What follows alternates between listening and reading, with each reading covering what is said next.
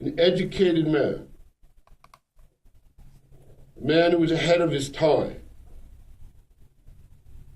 a man who was in business and provided for many people, many families. Up until a year ago, he was fully functional, taking care of his household.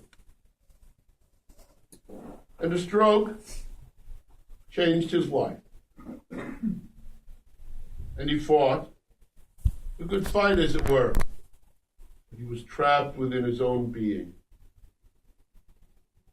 That trap today is now released. Interesting that it's this time of year, and I said this to Michael just the other day.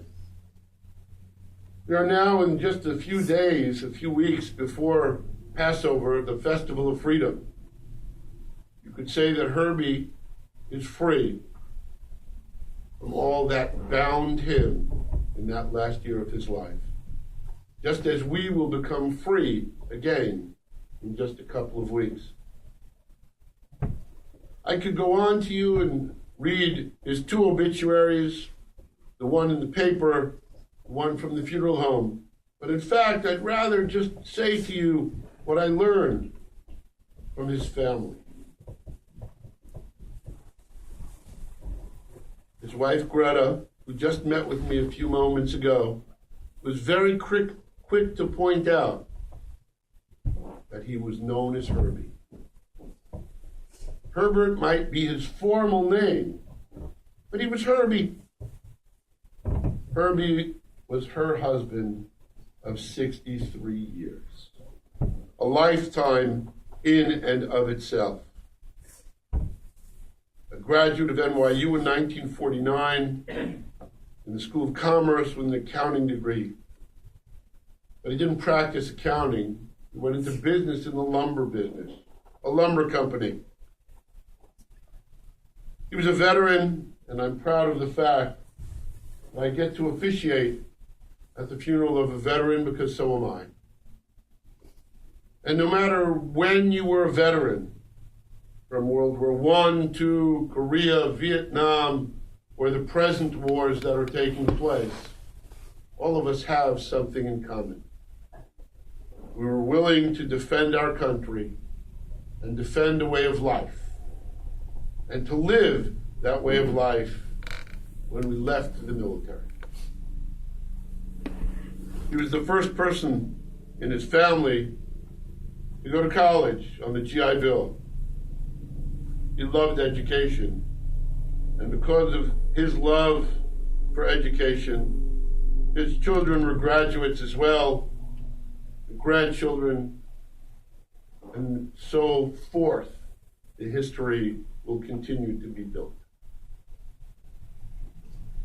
Active Jewishly in B'nai Israel in Irvington, moving to Monroe in 1998, and Beth Shalom in Concordia, an active congregant who traveled the world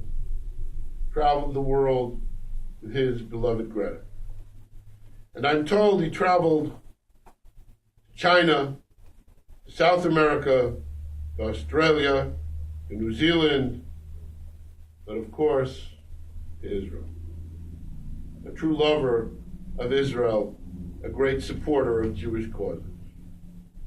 On a personal note, a passionate sports fan of the greatest baseball team of all time, the New York Mets.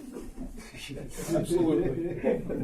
I said to Michael the other day, I said, you know what the definition of suffering is? The definition of suffering is not having a stroke in your last year of life. The definition of suffering is being a Mets fan since 1962. A football fan, Giants, but really, what did he love most of all? What really made him special? His love and care for his family. Michael and Ailey, I bid you condolences. Laura and Jerry, I bid you condolences. But as I just said a few moments ago, grandchildren might be lost in the fray a little bit. Rachel, Matthew, Jeffrey, Andrew, and Allison, I'm here to tell you that life will go on and your memory will grow. And as your memory will grow for your grandfather Herby, you will look back and you will say, my life will be better. My life will be blessed. And my children will know who he was because I was blessed in knowing him and loving him and feeling his love for me.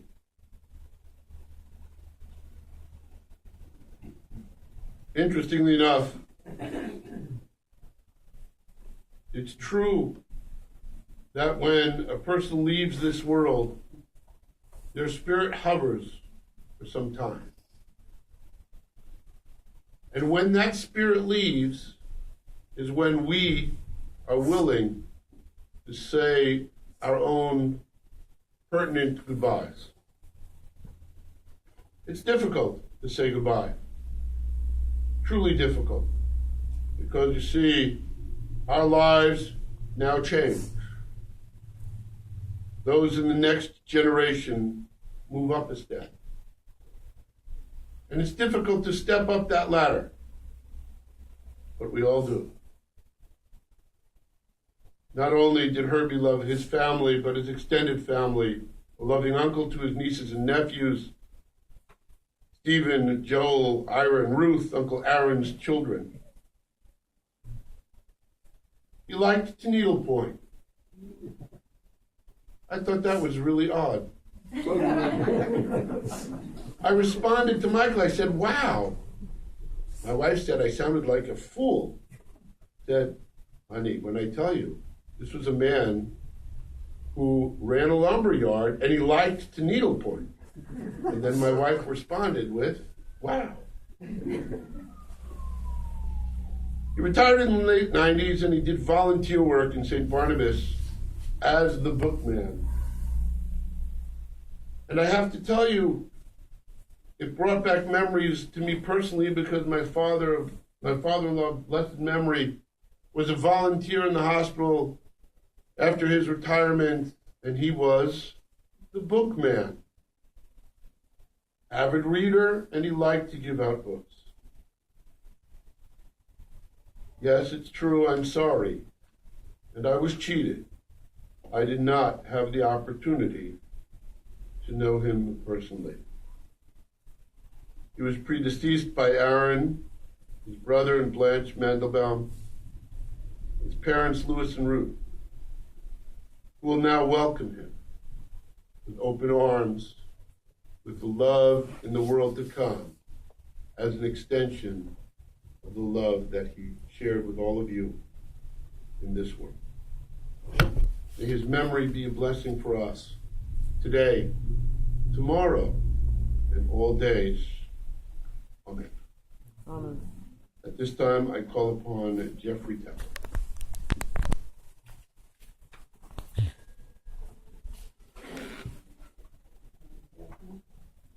Hey, Grandma. Thank you all for coming. We all really appreciate it. I was instructed numerous times to keep it brief, so I will, but I don't want to. I could probably talk for hours about Herby. It's funny you mentioned that he could be hovering here watching us, and I imagine him up in a balcony like Statler and Waldorf from the Muppets, just trash talking the whole time. He always reminded me of Statler and Waldorf. He kind of looks like one of them, but it was the attitude, I guess. Herb wasn't an easy guy. Those of you who know him know that. He was a silly goose. he could be a bit of a jerk, but he was our jerk, and we loved him for it. One of my favorite memories, while this might not make sense to any of you, we were young, and he used to take us to this pizzeria called Pizzarama right by his house. And I was so excited to get a slice of meatball pizza. I looked at it and pointed at it. I can't wait to eat that one. That's going to be great. And what does he do? He just picks it up and just takes a big old bite and looks at me. And at the time, I was kind of mad, but in retrospect, it's really funny. Herb took me to my very first. Oh yeah, I should correct you right there. He was a Jets fan, not a Giants fan. Change allegiances. He took me to my first Jets game, and it just happened to be the game where Chris Bird got hit really bad, and he turned me right around and said, "Don't look, don't look." And I said, "What's going on?" Just like, "Oh, they're just helping that poor man get up." Herb had a love of music. He was a silly man, and I like to think that, it takes a village to raise grandkids. And he had to do double duty. We didn't have the luxury of knowing our other grandfather, so Herb and Greta had to act as two sets of grandparents.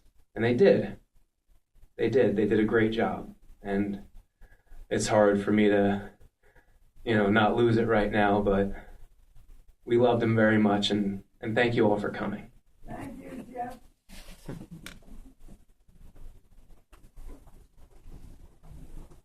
Laura?